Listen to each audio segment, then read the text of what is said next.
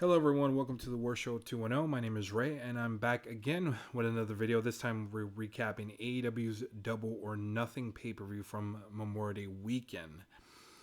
It was an interesting card to say the least. I'll try and quickly go through the recap since there's a lot that took place on the card.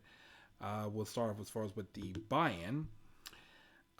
First up, as far as in the buy-in, it was the Hardys and Hook versus Ethan Page and the Guns, aka the Ass Boys.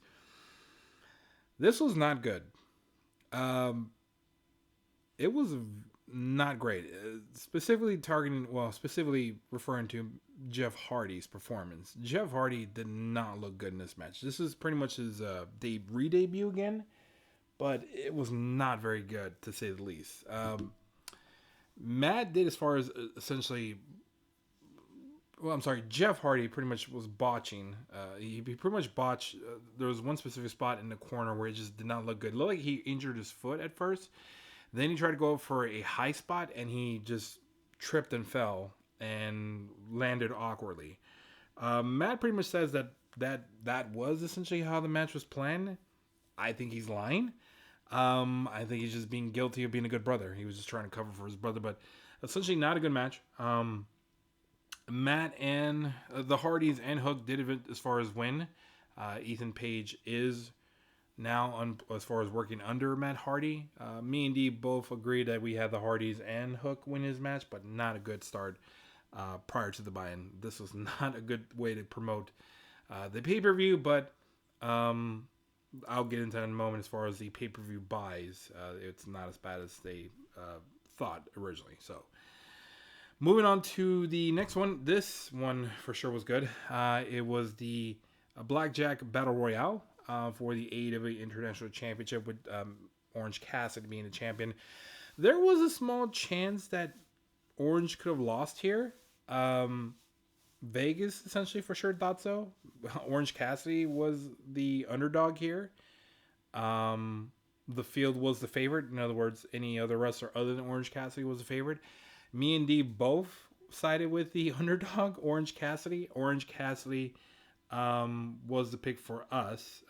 It was a solid match overall.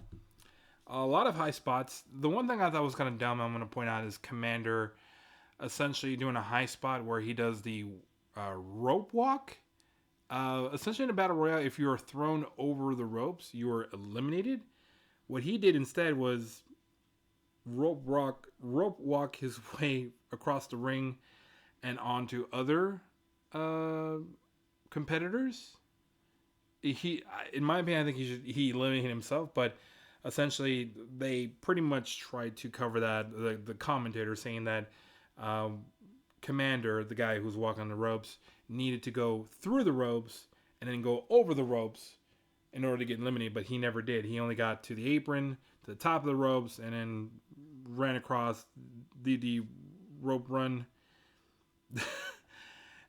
It's preposterous me trying to explain this, but essentially he was eliminated later on, but I thought this was just a stupid way to kind of cover it. But still, that's not my call. That's not the way I booked it.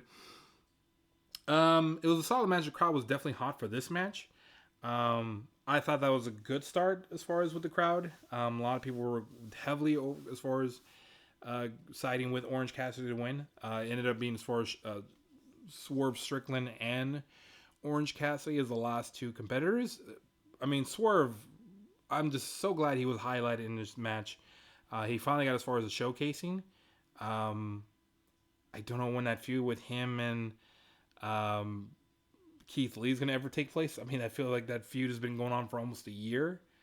But it's a slow burn, and I feel like that match needs to be done and be over with. But I feel like they're going to finally do that probably at All In. At this point, I really don't care anymore about the Keith Lee and Swerve Strickland match. This time to move on. But we do have as far as Orange Cassidy did win. Let me get as far as bury the lead here. Orange Cassidy did win the match. He did retain. He is your champion. He is going against Swerve Strickland, and he was the second to last person to be eliminated, or was the last person that Orange Cassidy eliminated. So we have that coming up. But I think Orange Cassidy might be dropping his belt pretty soon, the international title. He's accumulated a lot of injuries throughout this course, but this is one of the better angles that AEW has going on right now. I wasn't sold on Orange Cassidy at first, but this guy has I've very much bought into him. He is a fantastic competitor. He is playing up the injuries. I feel like this is going to eventually catch up to him, whether it's Swerve or someone else. We'll find out. But for now, Orange retains. He is still your champion. Moving on to the next next match. This is for sure D's favorite match of the night. We had Chris Jericho versus Adam Cole in the unsanctioned match with the special enforcer, Sabu. D asked the question, what is he enforcing? Well, he enforced some, as far as high spots, he pretty much took out the JS by himself. This 67-year-old man essentially eliminated the Jericho Appreciation Society by himself. He got them out of there, and him and Rodney Strong versus Jake Hager 2.0 and Danny Garcia was too much, I guess. They were outnumbered by the veteran Sabu, and Rodney Strong, as preposterous as that sounds. The two men forced the four men to leave. Anyway, getting on to the match. This was not good. Not so great. The crowd pretty much died here. It pretty much was. There was a lot of issues in this match. The timing was off. There was a clash in styles. The dead crowd for sure didn't help. I don't think they actually cared either. I didn't care for it either at all. However, the win here was Adam Cole won by stoppage.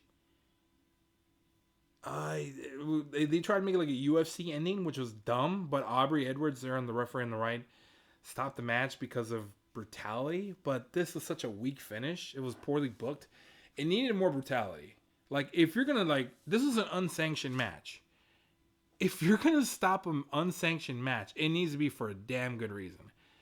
They needed more blood, or need a ridiculous spot, or something to force even the crowd to, beg the referee to stop it. But this is such a weak stoppage.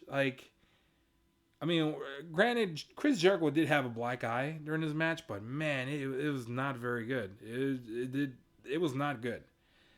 Jericho probably should have been busted hard way, or he should have been busted open, or be bloody for them, a better visual for them to stop the match. But this was not very good. It was poorly booked.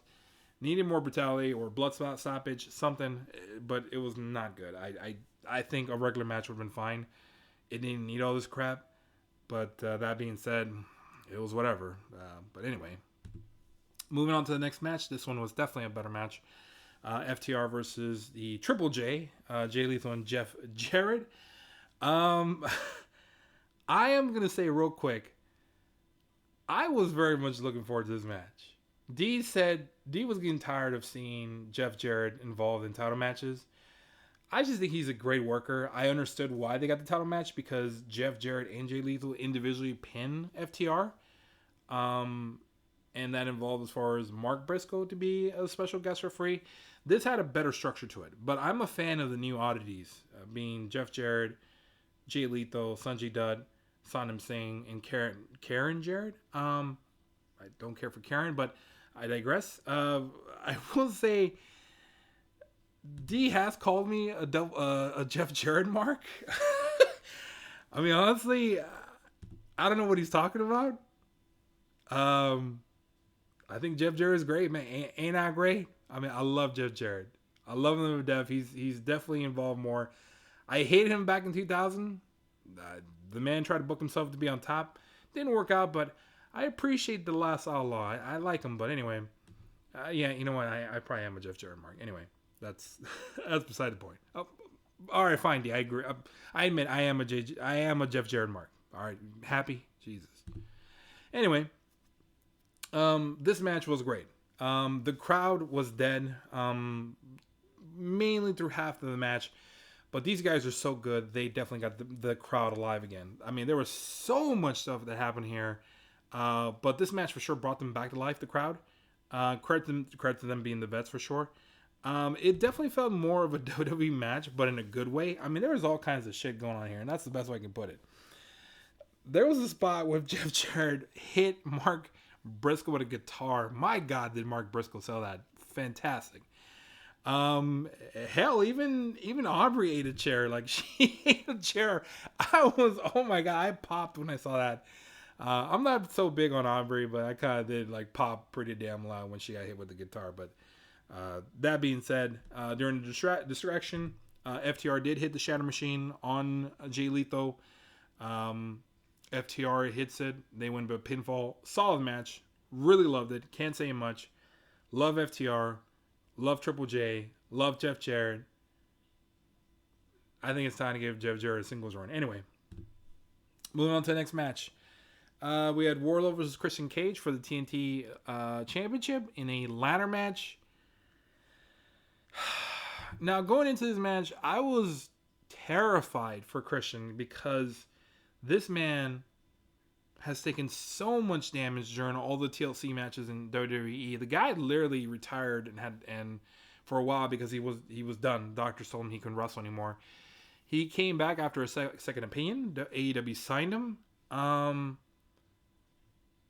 So I was a little bit as far as worried about what he would have to do or what he would try to do to try to get the match to go over. But anyway, I will say I was very happy to see him wrestle in a turtleneck with the cuff sleeves. I just love it. It's just instant heat. This man just knows how to work the crowd. Like I think I had a conversation with D where D said, "Outworked everyone" was originally his catchphrase when he came back to wrestle in AEW. "Outwork everyone" was his catchphrase. Then when he turned heel, he changed it to "worked everyone." Chef kiss, like just what a worker, man. I love the heels. Me as an adult, I think I understand the heels a little bit better. The bad guys are definitely more my favorites for sure in wrestling. Anyway, I will say, luckily during the match, Luchasaurus did interfere in the match. However, my concerns were put to rest because Wardlow took 90% of the bumps in the match. He even had this insane high spot off the ladder. Where he did a swanton bomb off of Luchasaurus. But, yeah, there's just all kinds of crazy stuff that took place in his match. Luckily, like I said, Wardlow took most of the bumps, and of course, unfortunately, Luchasaurus ate that swanton. Even Arn Anderson got involved. The Luchasaurus interference, Arn Anderson finger biting. Like, the reason why he has a bloody mouth is because he bit Luchasaurus' hand. And I just didn't think it was necessary. It was just the spine on the pine would have been fine. The Arn Anderson spine on the pine would have been fine with that. I'd have been good with that. This is just all unnecessary stuff and spots. It looked okay. It was all right.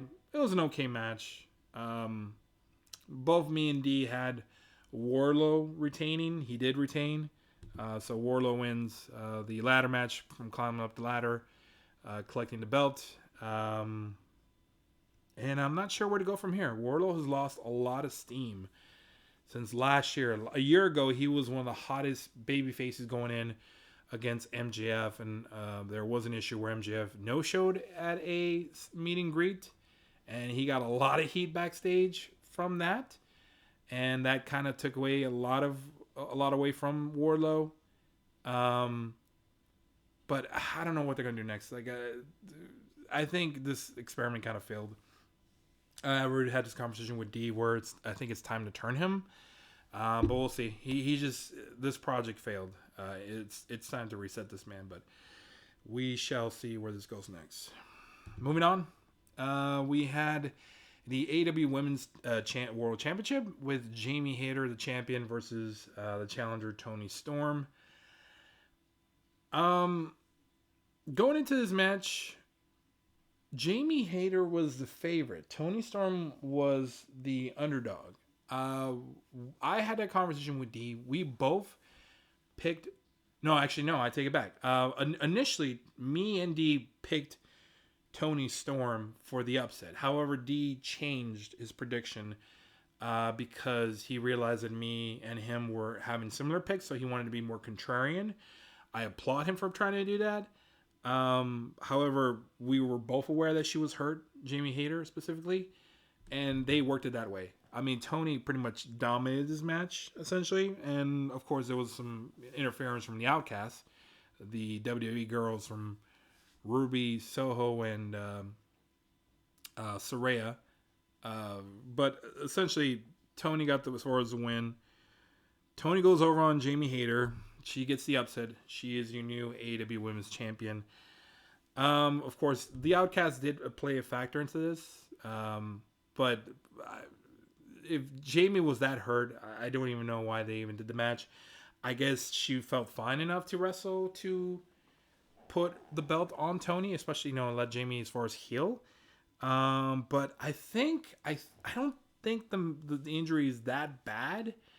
I do believe Jamie Hayter will be back. I think she probably will challenge again for the title or get her rematch at All In the UK, since Jamie is from the UK. I think in front of 70,000 plus fans, I think Jamie should win and get her belt back. That will be a great visual to see the hometown girl win in her home country. That's going to be fantastic to see. But I'm all for it. We'll see how that goes. Moving on. Next match we have was the AEW World Trios Championship. It was an open challenge from the House of Black to anyone. I guess I'll start with the House of Black. I love this trios team. Malachi Black with Buddy Matthews and Brody are just a monster trios tag team. Are they the best tag team or trios tag team in AEW? Probably. I think it's safe to say. I mean, there's just all three of them are fantastic workers. I just don't love the stupid gimmicks that they have going on. The lighting, the open house rules doesn't make sense to me. I think aesthetically they look pleasing as far as they're just a great gimmick to look at. But they don't need all this crap. Like, that's essentially how the match was. I mean, they put some lighting in the ring, but the match was whatever. I'm sorry, I don't care for the lighting and all the stupid effects. Just turn on the damn lights. I just want to see the House of Black. But anyway, the open challenge was done. The Acclaim answered the challenge. They pretty much... I mean, I'm trying to wrap my mind around the rules. Or what are the rules again? I don't think even... usually the challengers can... as far as have a dealer's choice is what the House of Black does, as far as states in their rules. Dealer's choice, they can add an additional rule, but I don't even think they even had a rule. If I was the Acclaim, I would say turn on the damn lights. That's the rule. I have already had that conversation with D, but that being said, the match was whatever. The House of Black did win. The Acclaim is over. I think... I don't know if that was the right call with have the Acclaim and Daddy Ass challenge the House of Black. They do as far as discuss that. I think Daddy Ass as far as pretty much said that he felt like he let them down. He did take the pin, by the way. The House of Black did get the pin over Billy Gunn, but I believe the Acclaim are going to go back into their tag team title. I would love to see them go up against FTR at All In, or All Out, I should say. That would be a great match, but there's still some juice to squeeze out of the Acclaim. I think there's still some left out of them. Whether they're going to be able to beat FTR, I don't know, but I'm getting ahead of myself. That's for a future prediction in September. But House of Black, they're too strong. It's not time to beat them yet. There will be a trios tag team that will eventually come through. I think it should be the Undisputed Era, but that's for future booking. I would probably book House of Black and the Undisputed Era with Adam Cole, Kyle O'Reilly, and Roderick Strong, but we'll see. I want to see these guys, House of Black, in singles competition. I've had this conversation previously with D in the prediction, but that's for another video. For now, we'll move on. Next up, it was the TBS Championship with Jade Cargill, the champion, versus the challenger Taya Valkyrie. Um, I'm just gonna get into it. Jade pretty much wins the match, but there's more to come here. Jade had a great entrance to her, her being 59-0. This is as she gets if she gets this win, she's 16-0. They have not done much with Jade. She was the female Goldberg, and she looks like money. She has a great presence on her. She has an aura. Her work in ring work is a little green, but she has progressively gotten better. I just feel like the TBS title is kind of a stepping stone to the AEW Women's title. More to come. So Jade goes over. She gets the win after she kicked out of Taya Valkyrie's finisher, which is essentially the same as Jade Cargill's finisher. Jade goes over on Taya Valkyrie. She's 16-0. Essentially, she had an open challenge as well, and put out an open challenge to anyone in the back to try to beat her, because I guess she was that confident. I think it was Mark Sterling, actually, Smart Mark, that actually did the open challenge, but she was for it. Out comes the returning Chris Statlander, who was returning from her ACL injury. I believe she was out for, oh my God, like 9 months or 10 or 12 months. I can't remember. But she came back. Great reaction from the crowd. This was not a very, very competitive match. Essentially, Jade did get the finisher from Chris Statlander. Chris Statlander pins her. Chris Statlander gives Jade her first loss in AEW. Jade is now 60-1. Chris Statlander is now your new TBS champion. Essentially, there was a tweet from Jade Cargill where she said she went for double but got nothing. Overall, it was a solid match, solid overall segment. I think this was a little too early. They should have held this for a different crowd. They should have saved this for a different time. This crowd, I mean, it did get a reaction, but it could have been better.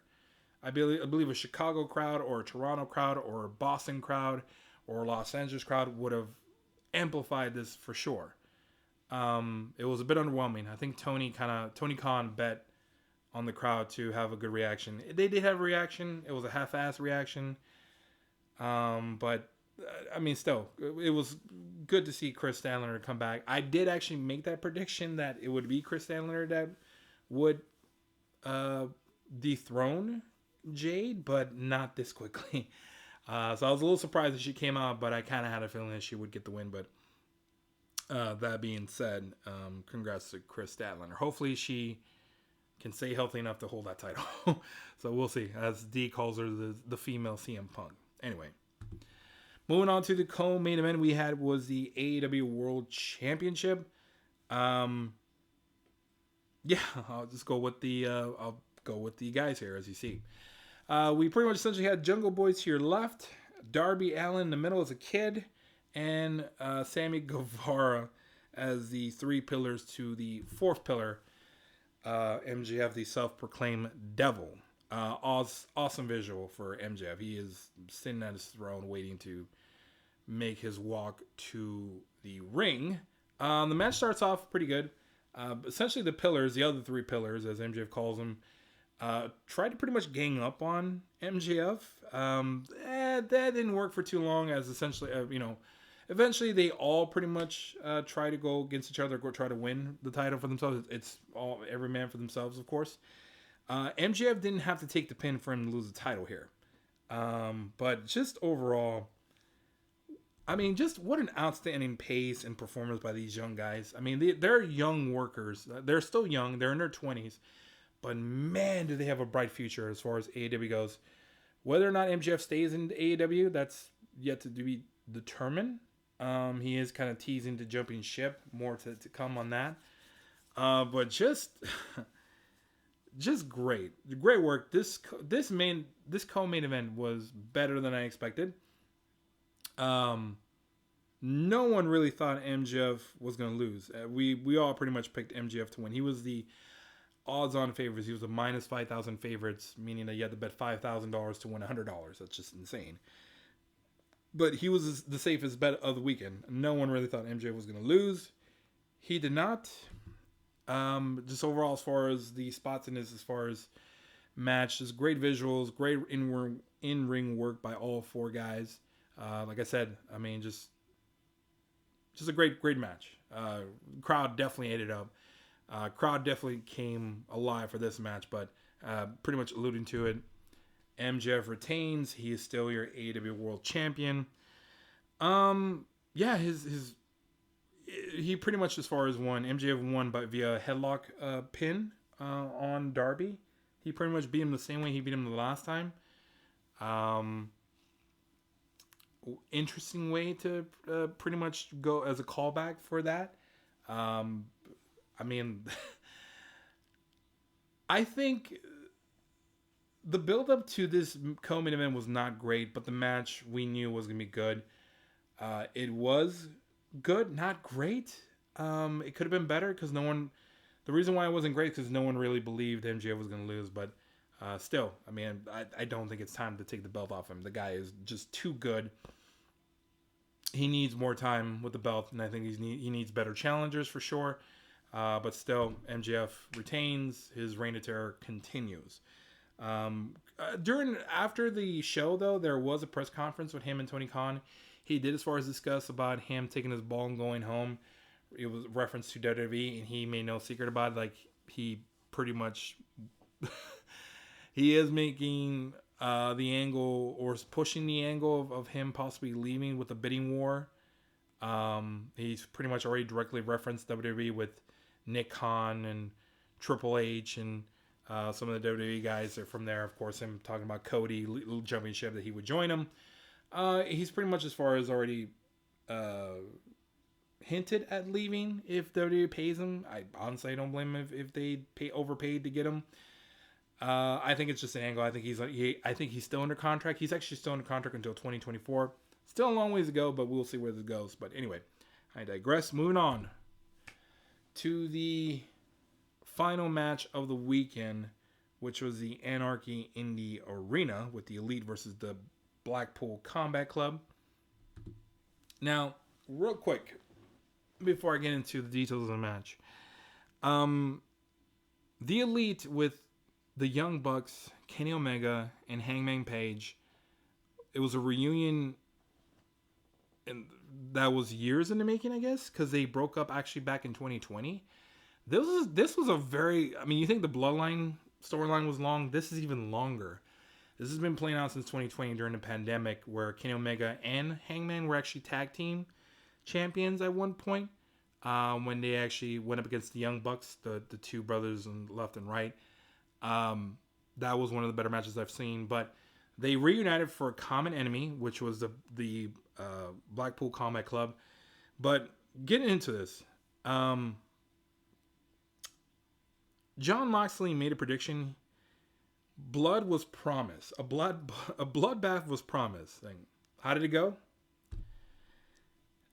Spoiler, yeah, Moxley bled. No surprise. I mean, this guy just bleeds every time. Like, whenever you break the sound barrier, I feel like this guy is going to bleed. But just an incredible match. There's just insane as far as spots that took place in his match. Like, pictures don't do it any justice, but I'll show some of the spots that took place during the match. There was one spot where this took place during... it's called Anarchy in the Arena for a reason. They literally wrestled everywhere. There's falls count everywhere. I mean, this match even took place outside of the arena. I think someone took actually a pile driver in a bed truck, which was insane. I think it was Matt Jackson that actually ate that, and Matt Jackson came back with a vengeance. There was a spot where he super kicked John Moxley in the head with some sort of firework display. I don't know what it was, but it was unbelievable. It was probably the spot of the night. It was just an incredible visual. There's multiple angles I see it, but man, what a visual this was. As far as for Double, this had to be the spot of the night, if not spot of the weekend. Just insane. But that was not the worst spot, in my opinion. There was, as far as angle, where Moxley did get revenge on Matt Jackson, where John Moxley thought, I just can't get over the look on his fucking face. John Moxley brought out thumbtacks to the match. This guy is just a sadistic son of a bitch. Like he's brought, this man has done some crazy shit. The man has brought in broken glass, thumbtacks, embedded barbed wires, exploding Japanese death matches. This guy just loves violence. And there was a visual where he actually threw the thumbtacks in the ring to get back at Matt Jackson. I believe he took off his shoe, threw him up in the air, and had him land barefoot on the thumbtacks. If you don't believe me, I mean, God, who does this? Like, I swear, like, this is just unnecessary. Like, what is that? Like about 20 thumbtacks in his ankle, like, or in his foot? Like, Jesus, like, it was just, oh my God, like, it just makes me cringe just looking at it. The part that sucked about this match, when the match was over, he did try to remove the thumbtacks from his foot. Unfortunately, some of the needles broke off and got stuck in his foot, and he actually had to get surgery to have it done, removed. But just an insane spot. These guys would just do crazy things just to put, get a reaction from the crowd. But that being said, during the match, as the story progressed, Kenny Omega was, as far as trying to finish off the match, I believe he was trying to get as far as Moxley or Yuta, I can't remember, or is it Bryan Daniels, I can't remember. He was trying to get as far as the finish in the match, and then there was interference. Pretty much Kenny was attacked by a masked assailant. That masked attacker was Takeshita. He pretty much turned heel with Don Callis at his side. That was a bit of a shocker. Like, that's essentially what took place there. It did get quite a reaction. Takeshita was pretty much a fan favorite going in, but he kept losing. But you could tell by the talent that the guy is legit talented. He has a very bright future. But he was Don Callis' hand-selected newborn, I guess, his new son, since he pretty much said Kenny Omega turned his back on him or was betrayed by Kenny Omega. So there was a tight relationship between Don Callis and Kenny Omega, but Takeshita is now the new son, as he costed the Elite the match. Takeshita and they all pretty much did a run-in on Kenny Omega. Kenny Omega gets attacked. He gets brutalized. He gets pinned by Wheeler Yuta. The BCC, BCC wins the match. Insane finish. Insane spots. Just an unbelievable match. This is for sure one of the better matches, if not maybe the best match of the night, I would say. Me and D did pick the Blackpool Combat Club to win. They were the underdogs. The Elite were the favorites, but we won with the underdogs. We were right on that one too. So BCC are your winners. So overall, my thoughts on Double or Nothing. It was okay. My expectations were low going into Double or Nothing. And 4 of the matches I actually did enjoy. The co-main event with the Pillar match, the Anarchy and Arena match. I enjoyed the FTR and Triple J match. The Battle Royale was fine. It was actually pretty good, I'm not going to lie. It was fine. It was okay, but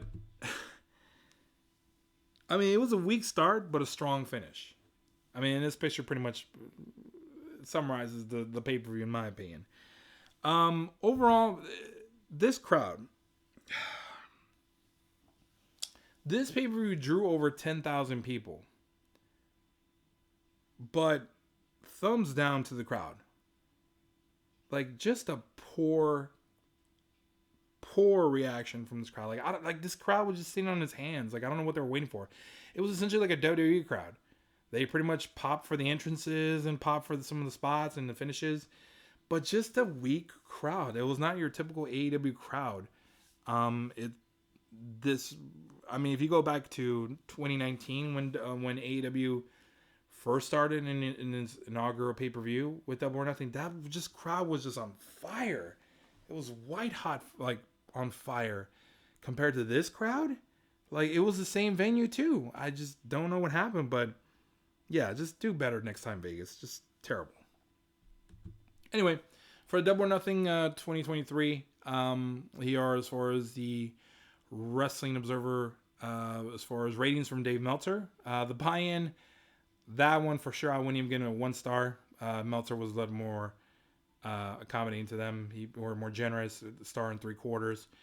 Blackjack Battle Royale, 4 star and a quarter. Adam Cole and Jericho, I would not have given that 3 stars. I would have given it maybe 2 stars, but I guess Meltzer was trying to be nice to Jericho, I guess.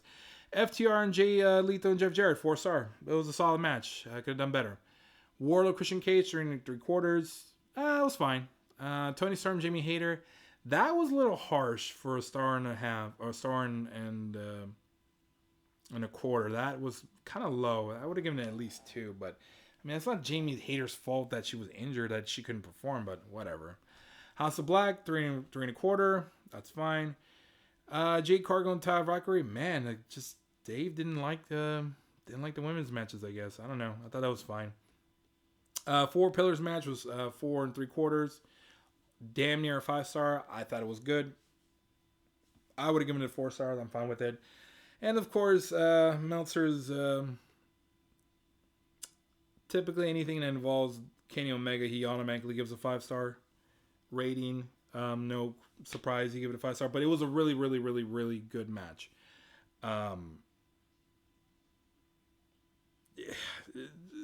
It was fine. I thought it was good. Like as far as the Battle Royale, the FTR match, the 4 Pillars match, the Elite, and the Blackpool Combat Club, they were great matches. Those are for sure the matches as far as stuck out.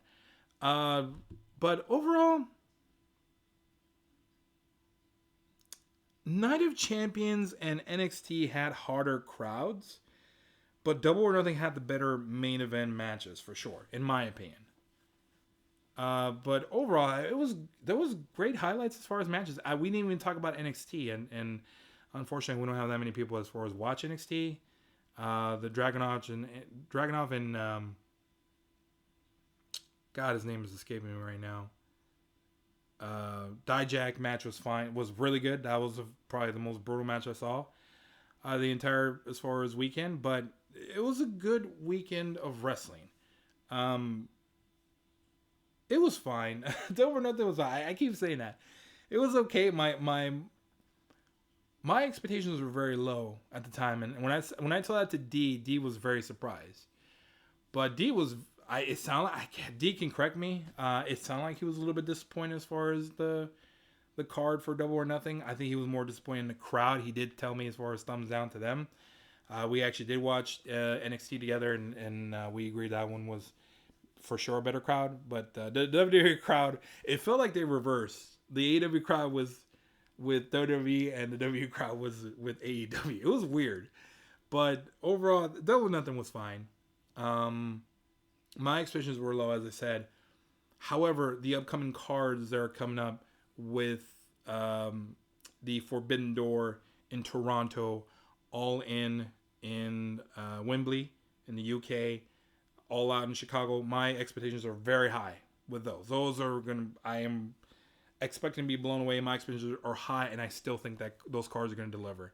Even AEW Collision with CM Punk returning, that should be as far as much better as far as showings from the crowd from what I expect. But that being said, this was kind of a low point. Even the crowd was kind of as far as dead. They are definitely getting a shot in the arm in the upcoming summer, so I can't wait to see as far as what's going to occur during the summer. But they need help. They need all the help they can get. CM Punk, everyone, they need everyone as far as to show up. Double or Nothing was kind of a meh pay-per-view, probably one of the weaker pay-per-views, but they did fine as far as pay-per-view buys. I believe they did about 125 to 130K pay-per-view buys. That's still very successful for AEW standards. With a weak card build-up, in my opinion, this was a weak build-up. But I think they heard the feedback from people and critics, so I suspect they're probably gonna try everything they can. Tony specifically is going to try everything in his power to try to deliver in the next couple of months. But that's all for now. Those are my thoughts as far as from Double or Nothing. Overall, Memorial Day weekend from wrestling was fantastic. Do apologize that the videos took this long to for us to.